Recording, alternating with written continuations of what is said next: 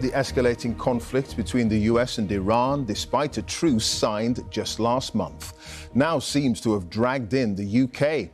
Tehran has threatened to attack a British airbase after claiming for the first time since the renewal of hostilities that a US bomber attacked Iran after flying from RAF Fairford in Gloucestershire. In response, the Ministry of Defence tonight said the UK stands ready to defend itself. All this as another front in their war appears to have opened up between the US and Iran, this time in the Red Sea, where Iranian-backed Houthi rebels say they've attacked 2 oil tankers. That news pushed energy prices up sharply, with the cost of a barrel of oil hitting $100 for the first time since May. More on that in a moment, but first, Jeremy Bowen has our top story tonight. The UK's attempt to keep a distance from America's war with Iran while still letting US B-1 bombers use British bases, this is RAF Fairford, is wearing thin, certainly as far as the Tehran regime is concerned. The B-1s, Britain says, can only fly defensive missions. That's an inherently ambiguous statement, as in warfare the line between defence and offence is hard to define, and it's dismissed by Iran, which now says bases like Fairford are legitimate targets for attack. It is not clear what they might do, but the threat will be taken very seriously. In the Gulf, 12 days of renewed US strikes, Iranian retaliation and mutual threats add up to a full-scale return to war.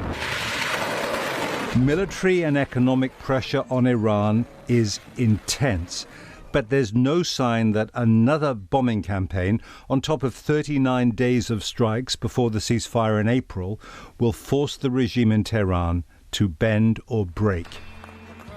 Donald Trump's repeated emphasis on tactical success, all that the US has destroyed, cannot hide the evidence that his attempt to get a quick victory over Iran has turned into a strategic defeat for the United States. I had a newspaper say, they're in stronger position today than they were 4 months ago. No, that's not the truth. That's not right. I can't believe they're even allowed to say it. New York Times said they're in stronger position today. They have no military. They have no navy. They had 159 ships. Everyone's at the bottom of the sea. Until now, all eyes have been on the Strait of Hormuz. America's justification for this current campaign was to stop Iranian attacks on ships there. But now there's a new front opening up. It's the Bab al-Mandab Strait at the southern end of the Red Sea. The Houthis in Yemen, Iran's allies, are attacking tankers carrying Saudi oil. Last night, 2 tankers were hit, including this one, the Saudi-registered Encilia, targeted when travelling south out of the strait. If Bab al-Mandab, as well as the Strait of Hormuz, is blocked, the Saudis will have no direct routes to their huge markets in Asia, and we will all feel the economic consequences of higher oil prices. The Houthis look to be ending a 4-year truce with Saudi Arabia. And since the Saudi Crown Prince Mohammed bin Salman visited Donald Trump at the White House last November, their alliance has been damaged by the war with Iran and now by the president's abrupt decision to link their new deal on nuclear technology with a demand for Saudi Arabia to recognize Israel. In Tehran, the Iranians are stepping up their anti-US propaganda, threatening to kill Donald Trump on the golf course alongside the president in a coffin. Neither the Iranians nor the Americans have ruled out a return to diplomacy, but that would require both sides to de-escalate and soon after accept concessions that neither, for now, is prepared to offer. Jeremy Bowen, BBC News. And Jeremy is here along with Faisal Islam, our economics editor. To you, Jeremy, first. I mean, there is supposed to be a truce in place, yet we've seen this escalation night after night after night. I mean, the truce is dead, isn't it? At the moment, yeah, sure. It might come back to life. This is the Middle East. You can't predict some things. The mediators are working at it, the Pakistanis, the Qataris. Ed Miliband, Britain's new Foreign Secretary, is actually on his way to Doha in Qatar to talk to allies there. So you can't rule anything out. At the beginning of this escalation 12 days ago, there was a lot of talk that maybe both sides were trying to bolster their negotiating position with a show of force. But the problem with these escalations is that things can go out of control. And at the moment, if you look at everything that's going on all around the place, Strait of Hormuz, Bab al-Mandab, threats even to RAF Fairford, it feels like it's spinning a rather out of control. And that's also exacerbated by Donald Trump at first making a deal with Saudi Arabia and then putting in this condition of recognizing Israel, something that the Saudis have always linked to a Palestinian state, and which is not happening at the moment. So there's this sense, I think, that there's no one really in charge of the pace of events in the crisis.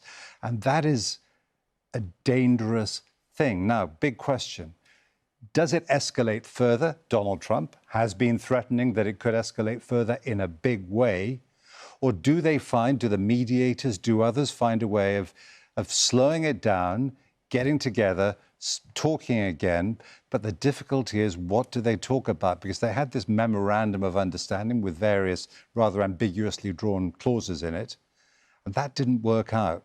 So they need some new ideas fast, or what we're going to see is more prolonged exchanges, and that is dangerous for all of us. Yeah, and Faisal, this attack on tankers in the Red Sea, I mean, are we returning now to the bad old days of April, May, when oil prices, the cost of a barrel was over $100 for an extended period? Well, we're back there today in terms of the Brent crude price. It's back at $100, and it had fallen quite sharply. We've also seen a similar pattern in gas. Let's take a look at what's happened to the oil price over the course of this year, and you'll see the sharp rise. But then it fell as the de-escalation occurred in June, and now we've essentially had re-escalation. In fact, it's escalated beyond where we saw in May in terms of this spread, as Jeremy has been pointing to. I mentioned the gas price. You get a similar pattern there. Actually, the price of gas in international markets is now pretty close to the highs we've seen during this Iran war. And that is critical because across Europe, we're just at the point where they're going to start to fill up their storage for winter. So this is a really important moment, and it's why some